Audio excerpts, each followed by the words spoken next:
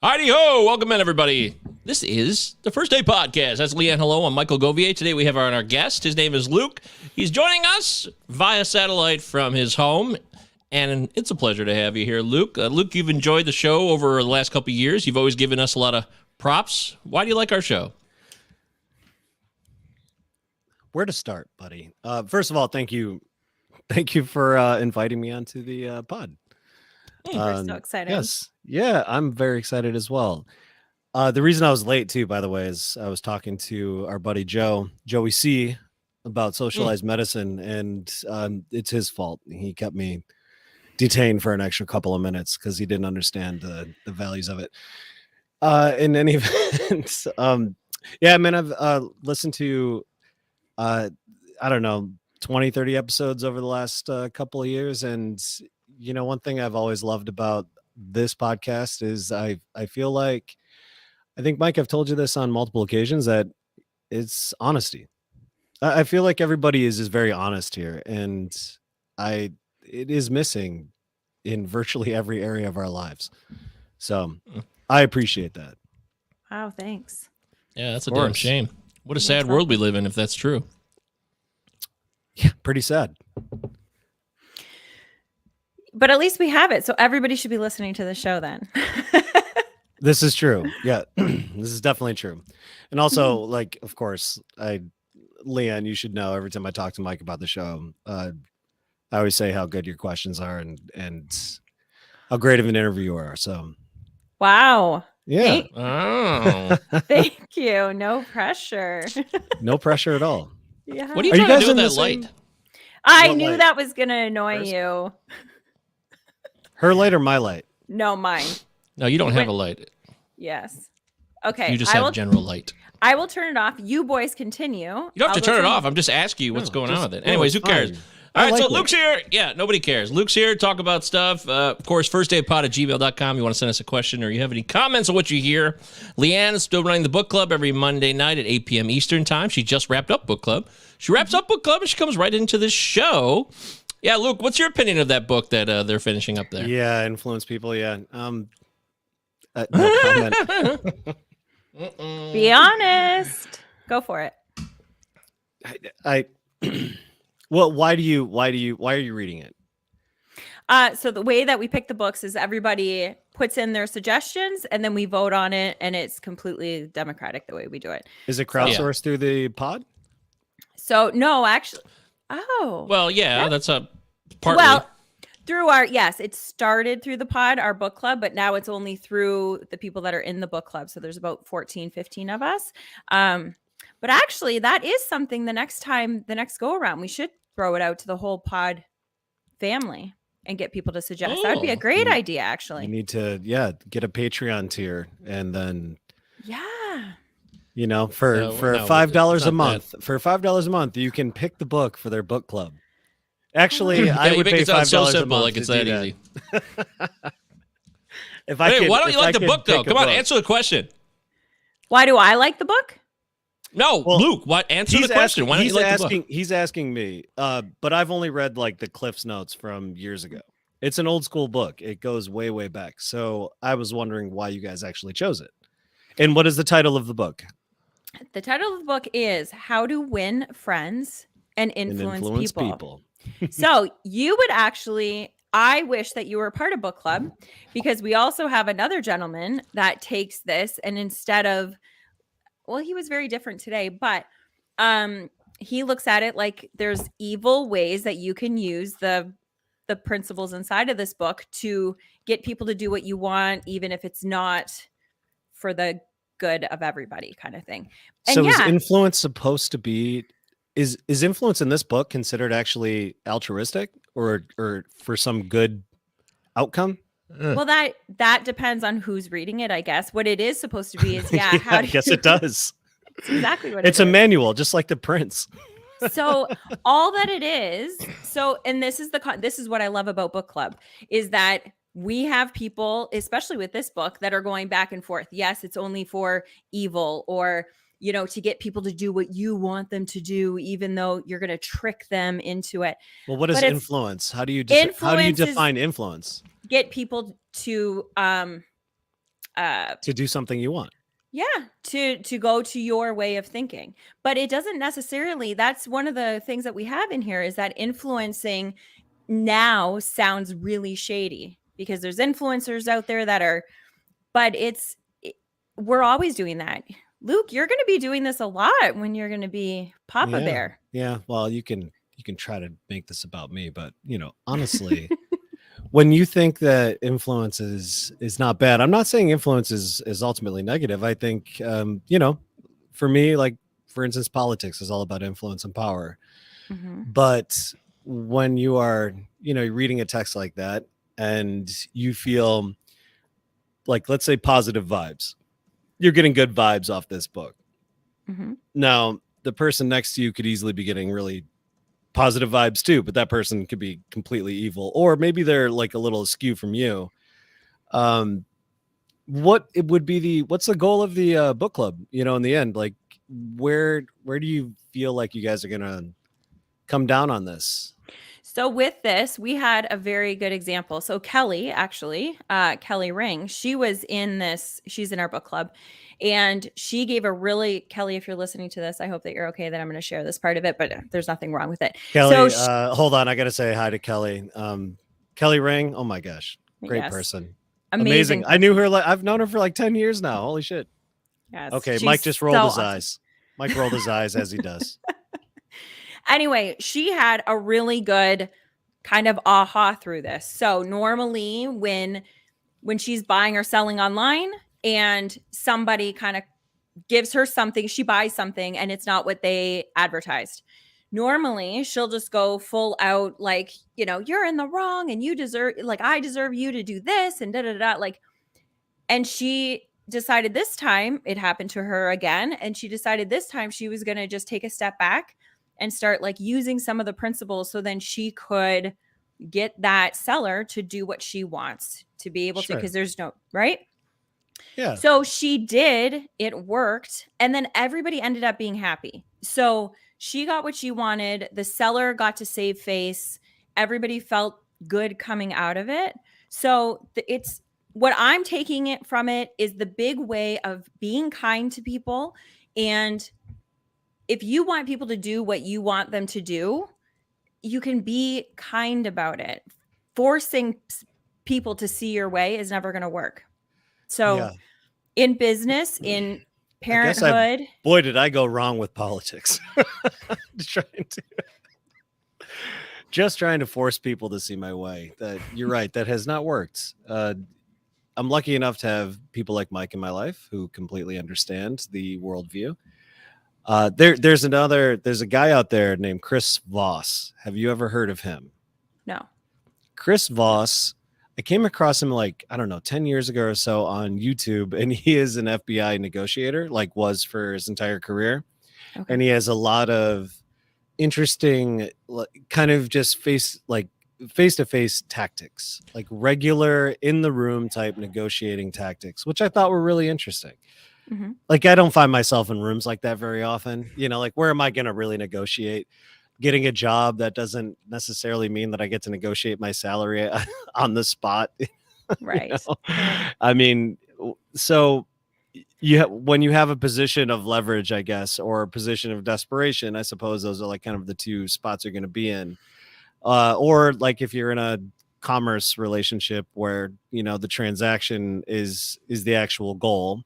You've got somebody who wants something and you're selling something. So this is a guy that kind of, he's very boring, I will say, but also pretty interesting. So just write down a note for Chris Voss at some point. I'm sure he's written books. I wouldn't recommend them for your book club, but good YouTube videos though. I'm going to look into it and see if anything crosses over with this book, because I would. It might. Yeah, it very well might. I think it might. But and that book is so old school. That's kind of like the 4-Hour Work Week or the 8-Hour Work Week by Tim Ferriss. It was one of those. 4 hour. Mm-hmm. Is it 4 hour? It's 4 hour. Yeah, she would know. Is it 4 hours, 2 hours, 1 hour? How little does this guy need to fucking work? This guy 15 minutes. This guy does not do shit. This guy started a supplement company out of his garage, basically just selling oregano to people and vitamin capsules. And then he's telling everybody else in the world how to work for 4 hours a week and be successful. I don't understand. Yes, I agree. I agree with that one. But with this was written in the 30s. This was written in the 30s. So it is old school, but there are principles that still last. Like there's still, and when you said that there's like just extremes that you're going to be using this or in commerce, I just don't think that's true. I think in your marriage, you probably use it a lot. Kristen probably uses it a lot on you. It's called manipulation when she does it. Okay, so that's a big word. Yes. That's a big word that comes up in this book club every week. Yeah, there was a big whoop-de-doo about it recently. Mm-hmm. Oh, whoop-de-doo? Yes. Yeah, a book club whoop-de-doo. What was the whoop-de-doo? What happened? Well, it's the big question is manipulation a bad thing? And so we are but we're always manipulating It's people. just a cognitive influence. That's all that it is. And that's happening all the time. If you think that influence is fine, then you should think that manipulation is fine. Right, which it is. It just depends on who's using it and how they're using it. In my opinion. Well, we're getting somewhere here. You guys are making progress. We're live here on the First Day Pod. We got our special guest, Luke. Luke said he wanted to come on the show. I don't know why. Why are you here, Luke? I was invited. Oh, who invited you? Gee, I wonder. Well, if it wasn't me, it had to have been Leigh Ann. It had to be the nice person on this podcast. That's right. The sweetheart of a woman. She's so happy to have you here. She doesn't even know what to do with you now, though. Once she gets a hold of you, it's like JoJo the Idiot Circus Boy. Wow. Well, you don't understand the movie reference, Leigh Ann. That's a movie reference. It sounds awful. So. It was the question. It's funny. It's Chris Farley. He's hilarious. Oh, okay. Were there any questions that I wanted to be asked? And it's like, I really, no. I mean, I'm not going to tee up. I can't tee up anything. I honestly, I'm terrible at writing my own fucking resume. Like, I don't even know how to like boil anything down to 5 sentences if I was lucky. So I say, well, let me try this swing one. For this the is fences, an easy go one. for it. Here's an easy meatball right down the middle. Sure. It's a holiday season. How would you help people right now who maybe struggle with some of the challenges of the holidays? And maybe you could share your own challenges. Is it a stressful time for you? Or because it can be a fun time. It seems like it's always got to be stressful at the holidays, but there can be fun had. Yeah, I didn't really think that was going to be that loaded of a question when you started. Sounded easy. But it is, yeah, it does sound easy. It sounds easy. Well, it's a lot of people and like suicide struggle during the holidays. Yeah, I mean, suicide's the worst case like example. But no, it's not. It doesn't have to go that far either. Not necessarily. It is the worst case example. If you lose your life, are you guys anti-suicide? No, it's just an example of the worst case outcome. But in the meantime, in between death, which is awful, and total bliss, are a lot of people who struggle to enjoy themselves in what other people will think of as a joyous time, because there's too many people around, there's too many different people that they don't understand, or they might think they're going to say the wrong thing, or they didn't get them the right gift. There's a lot of dumb shit that's related to the holidays that stresses people out. I'm actually probably bad for this question because I really don't. I don't see any of that stuff. I don't. Anyone that is worried about how that stuff is going to be perceived, I suppose the other people are the problem. Maybe you're the problem too if you're actually worried about it. Mm-hmm. But I don't know. I don't know what comes from being overconfident and like, let's say you're gift giving. That doesn't necessarily make any sense. For me, the big issue is like there's so much emphasis around the holidays. So this for me is like the kind of locus of all the tension that happens around this household, is that for some reason it has to be Christmas, it has to be Thanksgiving, it has to be Easter. And it's like, we're not even a religious family. And Easter, why the fuck are we getting together on Sunday and seeing two families at once? It makes no fucking sense. And then you have to go to work on Monday. It's like, I don't like doing anything on Sundays. So why can't we just get together the week before or the week after, the same way you would do like a cousin's birthday or something they don't really care about? You just do it the week later, like whatever. Yes, that's right. This birthday is inconvenient. We're doing this next week. And they say, okay, because why not? It doesn't matter. I would rather just get together in the middle of like August or something, or like in the middle of February. I don't need these like weird tent pole fucking holiday events to signify something important in our family. And so the reason I think it becomes super fucking stressful is, first of all, nobody has any money to buy presents, and that sucks. It feels terrible to be, let's say, working class forever. We didn't buy presents.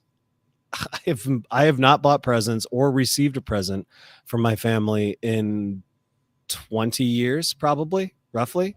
Good for you. We don't even do it. We just meet up and we have dinner. I mean, there's some socks, my dad always gets me a pair of slippers. My dad gets me a pair of slippers every year that don't fit. Every single year. And he's always like, oh, I was wondering how those slippers working out for you. And I'm always like, oh, I wear them everywhere, Dad. The reason why they never fit is because you don't tell him, hey, Dad, I'm actually one size bigger. Just tell him. No, it's the right size. But if he gets the bigger size, no, because if I tell him that, he's going to feel like he won't adapt and understand that, oh, maybe slippers just don't fit his stupid feet. Like, he won't know what to get me otherwise. He only knows to get me slippers. And if the 12s are tight, but the 13s are way too big. There's no in between. 12 and a half don't always exist. So if that was an easy option, that's what I would tell him. But I think that type of stress is put on by, other families who have rituals and they have actual ceremony like around their holidays. My wife's family is bigger and they're all here in Michigan. So they have a tradition. And it's always Christmas Eve, it's always Christmas Eve. They have a party, and it's always Thanksgiving Day. They have a party. So for my family gets kind of like pushed off to the side a little bit, it's not that way to my family. I don't care that much, but that there's always going to be some tension around that, because they feel like they're not first choice. And the family that's bigger always wins. And that's a little shitty to me, but I don't necessarily think it's a huge problem. But at the same time, just little things like that just gets in the back of your head, and it'll consume you the entire weekend. It just gets annoying at some point. You're like, well, why aren't we going to their house first? Like, what's the difference? Like, why can't your parents switch the date to this day? And then it's like, why the fuck are we even having this like argument, or why am I having this problem to begin with? And the problem is fucking holidays. Everybody's told us this is the only time we're allowed to hang out. My question would be, if you didn't have the holidays, would you, not could you, because we all could, would you actually make the time to see your family on a consistent? You would. Yes, of course. Absolutely. It's not, I don't save it all for the holidays. I'm not, a lot of people do. I know I don't ignore my family for like 6 months and be like, we'll see them at Thanksgiving. It's going to be just fine. Yeah. We see them on Easter. We'll wait till Thanksgiving. No, we try to make an effort to do it it's each family once a month, right? So it's her family 1 month. It's my family the next month. And, we do like a whole Saturday and whatnot. And it's great. It's weird as my family's gotten older. My mom specifically, she's gotten a little older, has really started to put a lot of pressure. She was never good at guilt trips. My mom is very passive aggressive. She's very terrible at guilt trips. She's recently gotten much better. She's learned to like crank it up a little bit. And yeah, it's okay. Mike knows she's become a little more Jewish over the years. And she's gotten a little bit better at being like, well, all right, fine, go see their family. It's passive aggressive, but now it's very, very much more direct.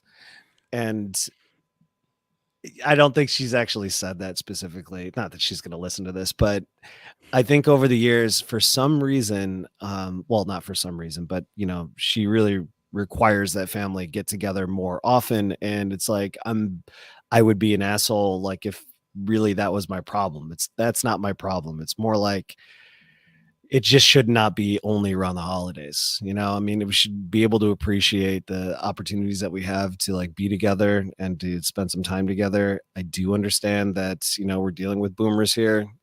This tradition is not going anywhere. They're holidays for a reason. They're federal holidays for a reason. And so we always make the effort to do it. I just wish it wasn't so. I just wish there was no bittersweetness at all to it. It would be nice if we all had, if everybody had a given number of days off for federal holidays in order to do all of it. Right. But we don't have that. And that's what I think that's what it comes. Yeah, I think that's a big part of it. Is like everybody is like completely like strangled. When it comes to what time they have available and the amount of labor they have to put in just to keep the job they have. That's like not giving them the days off. Sucks. Yeah. It's a very good point. It's not easy. Yeah. The holidays are supposed to be a fun time for some, but they're not for everybody. Just remember that, folks, as you do whatever it is you do and you try to appease certain family members. I mean, in-laws and other families that you connect with, if you get married or you with somebody that's basically your life partner who you are not technically married to, whatever your current disposition is with your crew of people, you try to make the best of it. And it's really easier said than done to say that, because there's some things that really fester and then they get brought up around this time of year because people become so stressed, they start to release things they haven't even dealt with beyond what's currently going on in the moment of the holiday. So just, if anything, maybe everybody should give everybody at their holiday situations a pat on the back and say, it's okay. I get it. I understand. Oh yeah. I think there needs to be more. Yeah. There needs to be more openness to it. And like wherever there's wiggle room or leniency or just a little bit more leash, really leverage that. I just appeal to the better nature of people.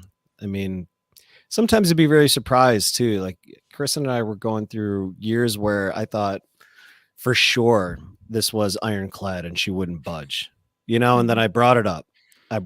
For once, I guess 4 or 5 years after we had been doing the same routine, and was like, what do you think we do this instead? And she was like, yeah, that's fine.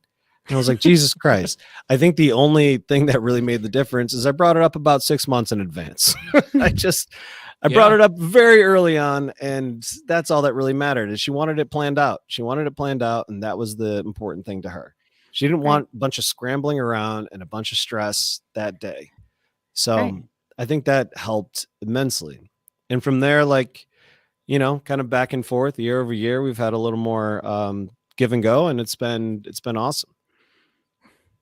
That's fantastic. That is a big thing because it's everybody staying quiet until they have to get in the car. And then they get in the car and then it's like, okay, we just need to go. We're going to go to your mom's and we're going to go and do and it gets. Uh-oh. We lost she leave? Yeah, it's funny. She's in the same house as I am. My internet's better than hers. Your internet might be just like leeching hers. You would be taking all of her internet. I'm hardwired in, and she's using the wireless. So that's probably different. But I think we lost her.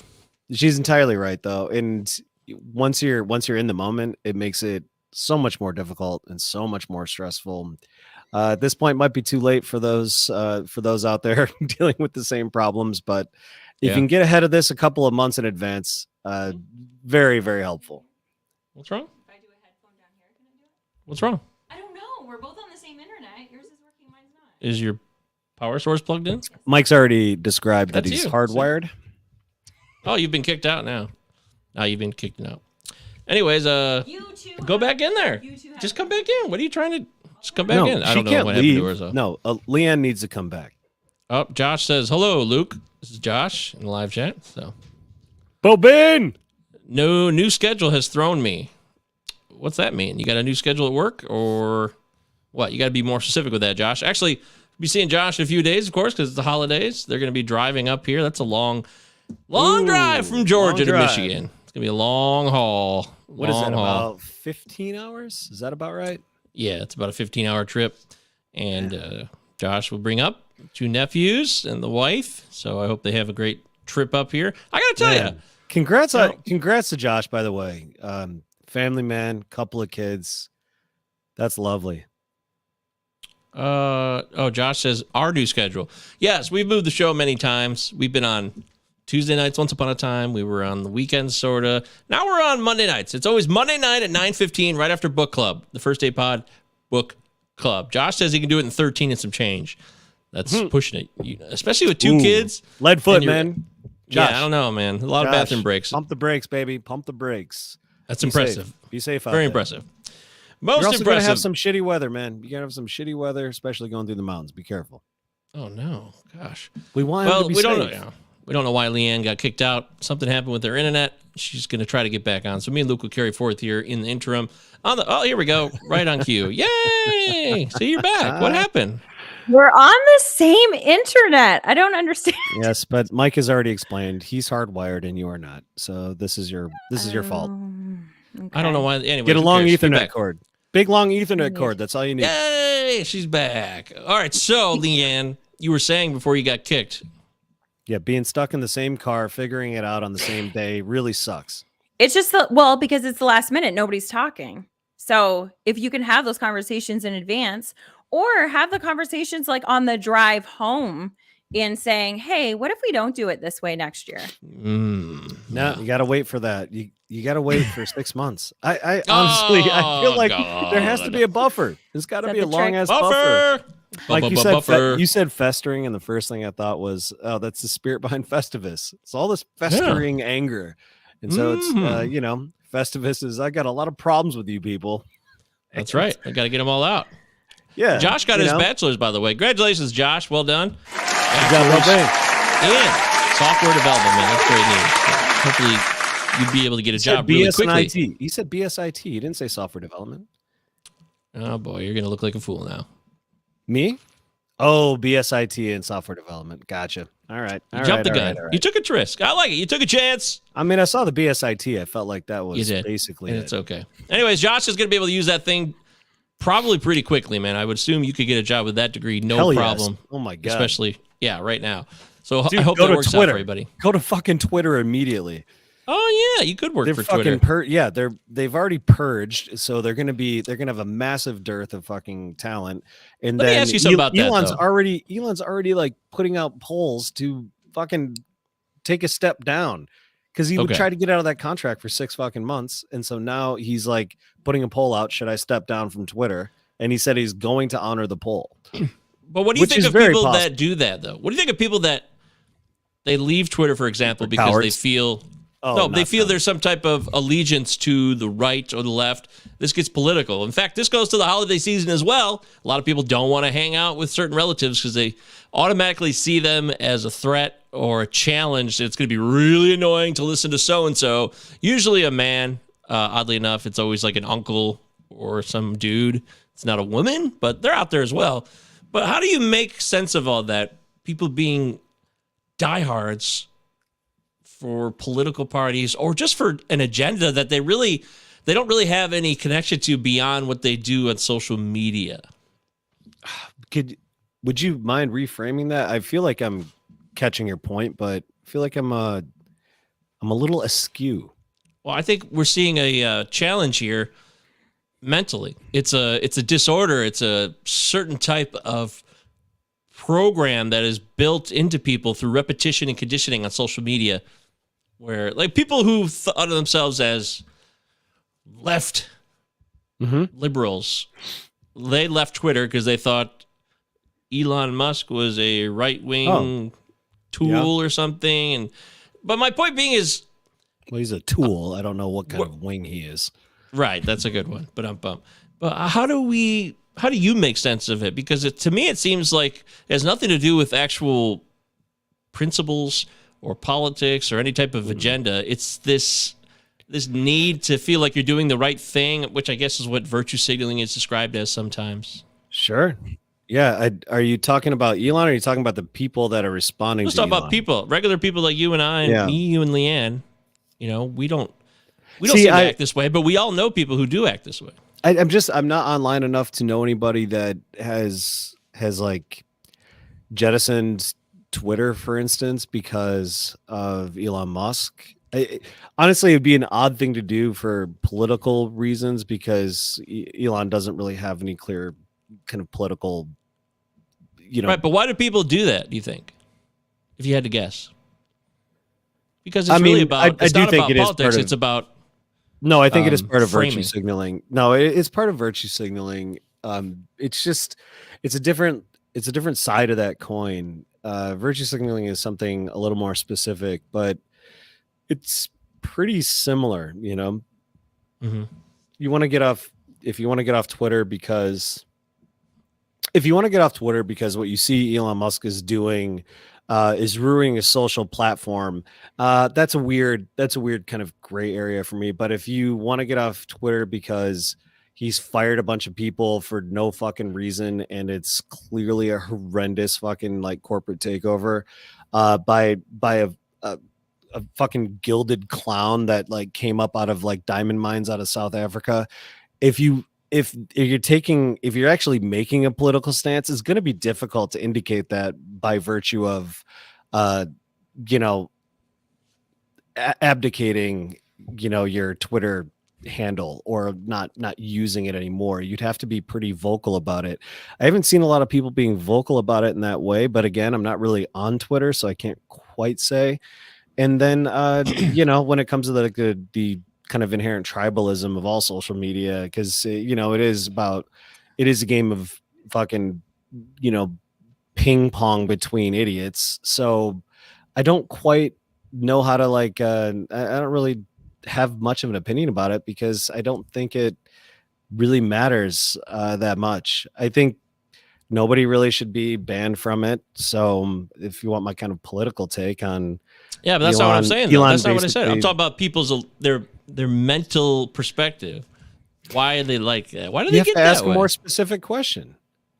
Why do people get locked into an agenda online that has nothing to do with politics? Is what I said. It's easy. It's echo chamber. It's a complete fucking like. It's a confirmation bias. That's all that people are on social media for. In general, they're there to like potentially like reach and see new things or hear about new things, get recommendations, or they're there to be part of like this echo chamber and this fucking loop, you know, this feedback loop where they can just, you know, massage their own egos. And that's when it comes to the liberal mindset, it's all about their egos. And when it comes to the like right-wing mindset, it's all about fucking owning the libs and like making libs feel very self-conscious about their egos.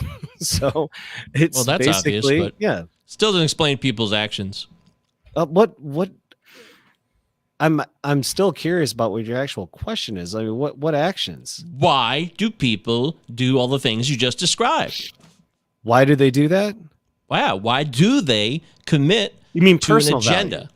Why do they? What is in their head? The problem here is there's a disorder that's developing now that we don't really have full identification of. It's going to take another 10 years before we have more history that we can say, okay, this is when this started. People started to obsess over a connection they felt online with safe okay. terminology and a really actually a lot of it's not safe. When you think about people who are more strong and extreme from a right-wing perspective, it doesn't matter if they're right-wing or left-wing. They're both doing the same thing. Their actions online are dictated by what they see before them as some type of, it's like they're giving themselves over in the best way possible to no one. Because if you leave Twitter, if you leave Twitter, if I left Twitter tomorrow, no one's going to give a shit. Okay, it's not a big deal. Right. Yeah, but that's a big part of yourself that doesn't exist anymore, right? Well, it would depend for the person, right? Like if it was somebody who had 50 followers, they start to look at it from a follower perspective because they're dedicated to that. So really what you have here is you're dedicated to an agenda because you think it's the right thing, but how that came to be in the first place is very context-based and specific to every person who makes that choice. And Leigh Ann, I'll throw it to you then. What I want to know is, why do you think people decide to label Elon Musk one way? Do you think they thought of it independently by themselves, or do you think they learned it from somewhere else and they just said, okay, well, this is what the news is saying, or this is what some pundit's saying, so I better quit Twitter or else I feel a social pressure that I will be not even canceled, but I'll be revealed or doxxed in some way as some type of bad person. what I think is happening. Can you hear me? Is this connected? Of course it is. So the question, if this question was asked years ago when this whole thing like really took hold, then it would be like a worthwhile question to really ask and be like, okay, how did we get here? Let's stop this. Let's all start thinking for ourselves.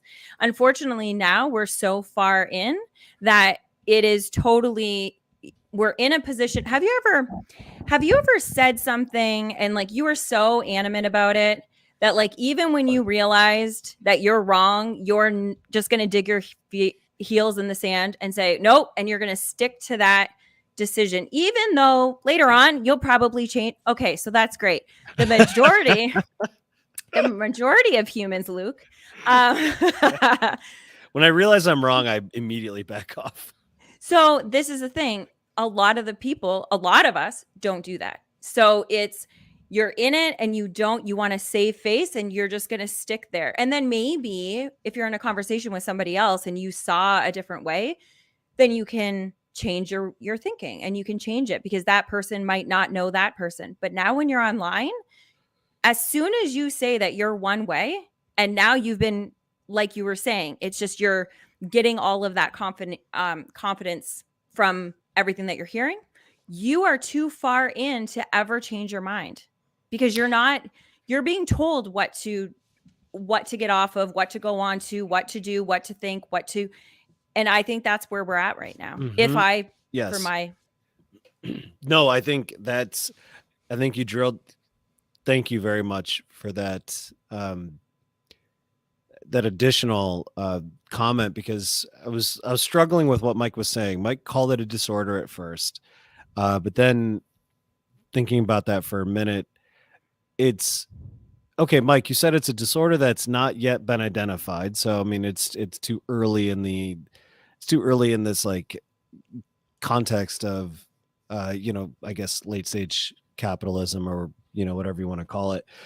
But there are no horizons for personal agency anymore other than like consumerism. I mean, it's very difficult to have any type of real productive sense of agency outside of the products that you buy, and the way you choose to spend your dollars. If you can go see a movie, whatever, you're going to just keep subscribing to more streaming services, whatever it might be. That is how you express agency. That is literally how you experience individual freedom for the most part, under this type of regime. And the pandemic did two weird things. One is that it increased awareness of the evils of capital and like our relationship to labor, but also did the opposite, which is provide us with a great excuse to like seek comfort wherever we could find it, and that was through our consumer behaviors. And we did everything that we could to ameliorate our suffering through basically buying whatever the fuck we wanted, and making sure that we didn't have cravings. You got a craving, you can solve that. You can solve that very quickly. It's an easy thing to do. That is not ended. But even with that, though, they're not necessarily our cravings. That's the big issue. They're generated. I mean, they're created, and honestly, through our boredom and through being marketed to and being like Homo economicus, it's not necessarily a full, like a kind of fundamental portrayal of like human individuality, but it is one of the angles that we're dealing with here. And we are commodified, and we are treated as consumers only to a degree. And that means we are marketed to 100% of the time. And what are we going to do with our boredom? We have no agency, so we slip into the online space. That's the only horizon left for even people who think that they might be progressives or revolutionaries or whatever. I mean, it is the last horizon for a lot of people who think that that's where their energy should be going, is into the digital space, into Twitter, into fucking Facebook, like, getting into endless arguments, that just worthless arguments with people online, or getting into speeches with each other, singing to the choir, whatever. That kind of thing is It has removed the internet, in a sense, has basically removed our personal agency, has completely gutted us of our own agency. Mm-hmm. I agree. I agree. And a big thing that's happening is because we're in that, the way that social media is set up. So I'm a big one for personal development. I love it. I'm a junkie and I'm fine admitting it. I assume that everybody knows people like Mel Robbins and all these people that I listen to all the time, because there's ads, there's groups, there's everything that's always being thrown at me. So I assume everybody is seeing that. So I just assume, well, with all of this at our access, why aren't people really starting to get on that bandwagon? Why aren't they getting better? Are you looking around and being like, way aren't these people getting any better? Why aren't people developing? But the whole thing is nobody that they're has not developed in years. It's true.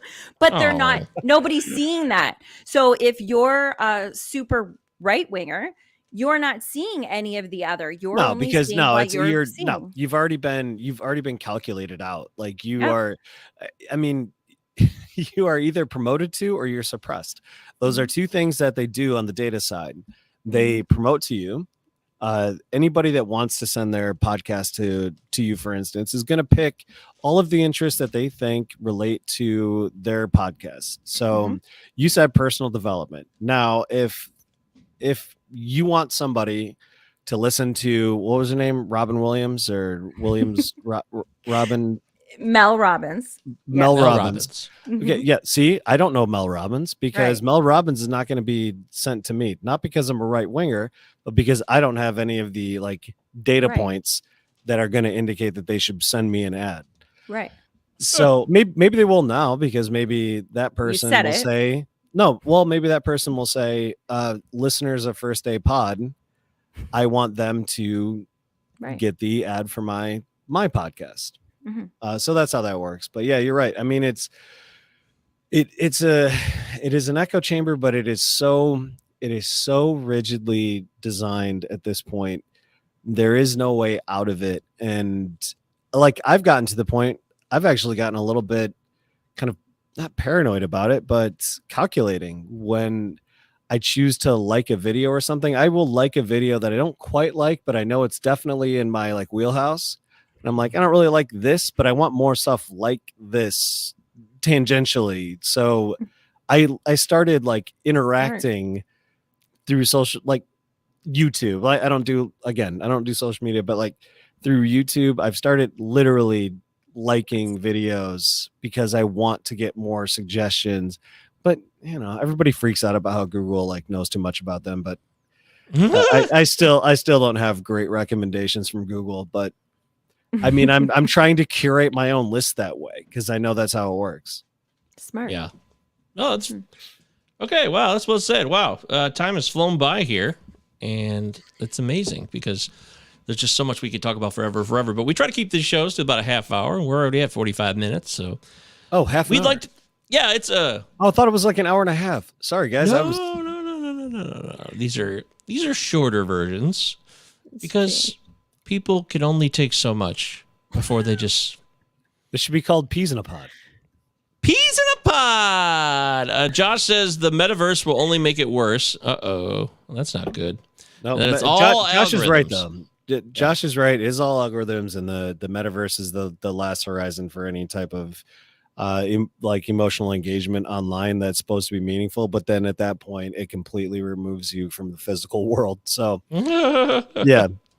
So what's the answer? What do we leave this with? Because we're not going to leave people with like, what is one thing? Do you leave people with answers every week? Do you actually leave people with answers? I don't know. Are there answers? Yeah. Jesus all Christ. the answers. Well, what's the question? I didn't tell you that when I invited you on. You sure did not. Well, Mike knows what I do. I do this nonsense. Oh yeah, it's all fun and games until no one gets hurt. He doesn't want to hurt anybody. He's here to help, and he's here to share information. But he doesn't have all the answers, and that's okay. The real answer is to, like, literally to use online only to organize in real life, and none of us are really going to be doing that. That's the toughest part. It's like crossing that Rubicon, where you look back at Twitter as like a distant memory. Okay. Well, look, I want to thank Luke for having the time and energy to come share with us. I don't know what we expect to get out of the show.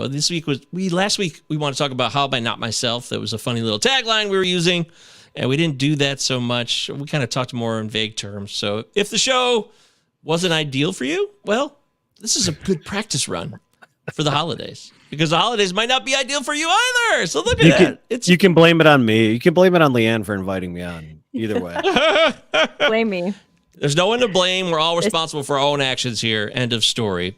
But we do want to remind you guys, we head to the new year, the book club. Book club's big. Book club's a lot of fun. It's not suburban moms drinking wine. It's different than that. I know there's a lot of assumptions people make about book clubs and pictures they get in their head. This is a lot of people who are actually really curious about the world and they want to try to learn from it. And it doesn't mean every book is going to give us that, but that's part of the experience. So please try to connect with the book club. Monday nights, 8 p.m. Eastern time, right, my dear? Yes. And the one that we're starting on January 2nd is A Man's Search for Meaning by Viktor Frankl. If you've never read it, I think that you guys should join us. It's going to be a hard one. It's going to be difficult, but it's a good one. Yeah. Yeah. Ooh. Brilliant book. Luke stamp of approval. All right, that's good. Stamp of approval. I read Frankl many times. Maybe you'll join us. I don't think so, but no, probably not. No, probably not. Yeah. All right. You don't It's want worth me a try. on that. You don't want me on that. Yes, Why? I do. I'm not as good. Yeah, of course she does. I don't have nearly as much feedback. Okay, well, happy holidays to everybody out there. firstdaypod@gmail.com. You guys, thank you for having me, guys. Sorry. If you guys need help at all, if you need somebody, you can reach out to the show, contact us, First Day Pod everywhere. Hit us up directly on your favorite social media. And just remember, if you're having a bad day, it's fine. Tomorrow could suck too, and that's okay. There's a lot of people out there, every day is a struggle for them, and it's very common. It's not unusual. Just want to make that very clear. It's not unusual. All right, thanks to Luke. Leigh Ann, that's it for us. Say bye.